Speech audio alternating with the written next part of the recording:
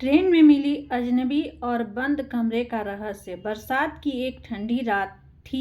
रात के लगभग 11 बज रहे थे। दिल्ली से वाराणसी जाने वाली ट्रेन अपनी पूरी रफ्तार से अंधेरे को चीरती हुई आगे बढ़ रही थी। रवि, जो एक पत्रकार था, अपने डिब्बे में अकेला बैठा था। अचानक अगले स्टेशन पर एक लगभग 28 साल की महिला ट्रेन में चढ़ी। उसके साथ हाथ में सिर्फ एक पुराना बैग था और चेहरे पर घबराहट साफ दिखाई दे रही थी। महिला रवि के सामने वाली सीट पर बैठ गई। कुछ मिनट बाद उसने धीरे से कहा, अगर अगले स्टेशन तक मैं गायब हो जाऊं तो इस बैग को कभी मत खोलना। रवि हैरान रह गया। वह कुछ पूछ पाता उससे पहले महिला उठी और वॉशरूम की तरफ चली गई। 5 मिनट बीत गए, 10 मिनट, 15 मिनट, लेकिन वह वापस नहीं आई। रवि ने जाकर देखा तो वॉशरूम अंदर से खाली था।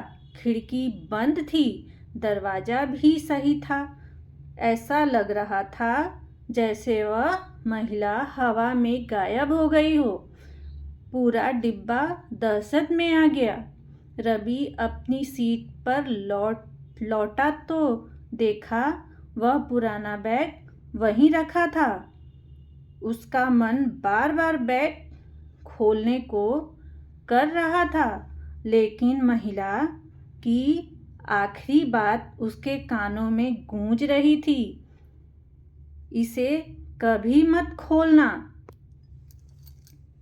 इसी बीच एक बुजुर्ग आदमी उसके पास आया और बोला, बेटा, अगर अपनी जान बचानी है तो अगला स्टेशन आते ही उतर जाना। रवि ने पूछा, क्यों? बुजुर्ग ने कहा,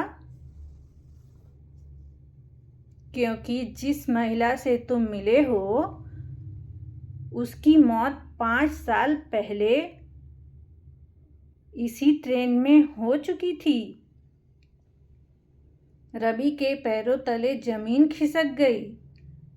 उसे लगा शायद बुजुर्ग मजाक कर रहे हैं, लेकिन तभी उन्होंने मोबाइल में एक पुरानी खबर दिखाई। खबर की हेडलाइंस थी, रहस्यमय तरीके से गायब हुई युवती का शव कभी नहीं मिला। तस्वीर वही थी, वही चेहरा, वही महिला। रवि की धड़कनें तेज हो गईं। उसी समय ट्रेन में अचानक एक सुनसान जगह पर रुक गई। पूरे डिब्बे की लाइट एक पल के लिए चली गई। जब रोशनी वापस आई तो बैग गायब था और उसी जगह एक सफ़ेद लिफाफा रखा था। लिफाफे पर लिखा था, अगर सच जानना चाहते हो तो अगले स्टेशन पर मत उतरना। अब रवि पूरी तरह इस रहस्य में फंस चुका था। ट्रेन आगे बढ़ी।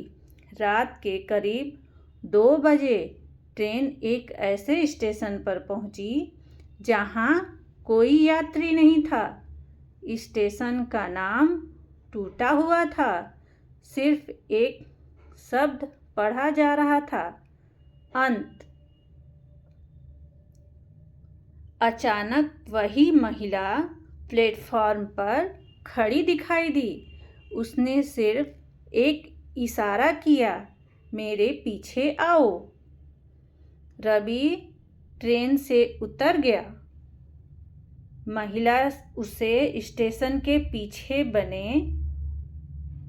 एक पुराने बंद कमरे तक ले गई।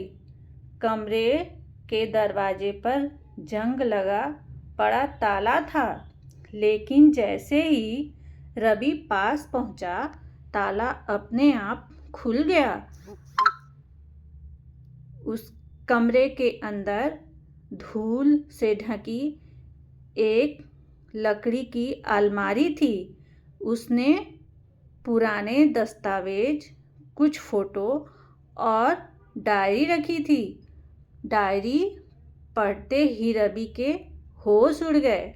उसमें लिखा था,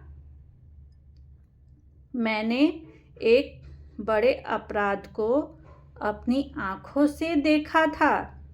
कुछ लोगों ने मुझे हमेशा के लिए गायब कर दिया, लेकिन मेरा सच अभी भी इसी कमरे में छिपा है। रवि ने बाकी पन्ने पलटे।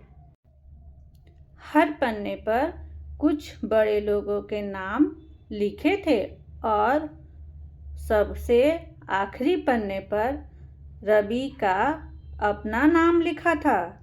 नीचे सिर्फ एक लाइन, अब सच तुम्हें पूरा करना है। अचानक कमरे का दरवाजा अपने आप बंद हो गया।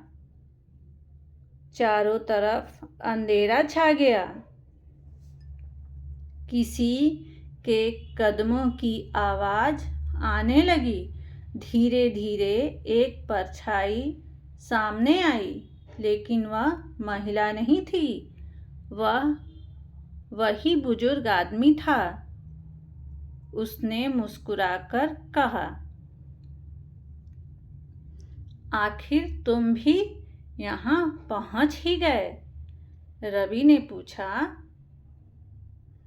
आप कौन हैं? बुजुर्ग हंसने लगे। मैं इस रहस्य का आखिरी गवाह हूँ और अब तुम्हारी परीक्षा शुरू होती है।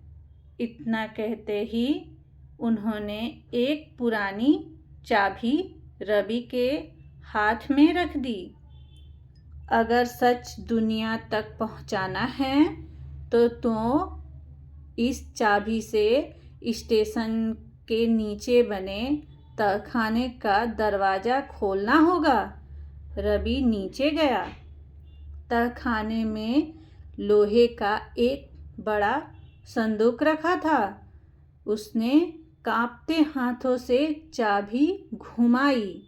संदूक खुला।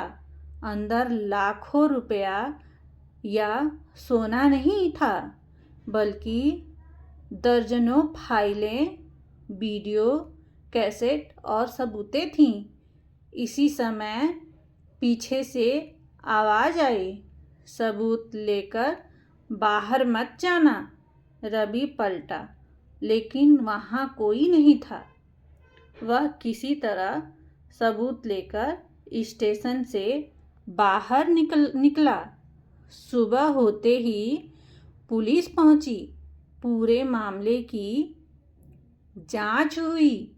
सालों पुराना अपराध उजागर हुआ। कई प्रभावशाली लोगों को गिरफ्तार किया गया। लेकिन जब पुलिस ने रवि से पूछा, तुम्हें यह सबूत मिले कहाँ? रवि मुस्कुराया, पीछे मुड़कर देखा। न स्टेशन था, न वह बंद कमरा,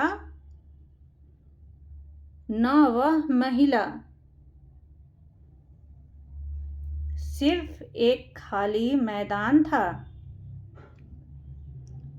आज भी रवि हर बरसात की रात उसी रास्ते से गुजरता है। कहते हैं,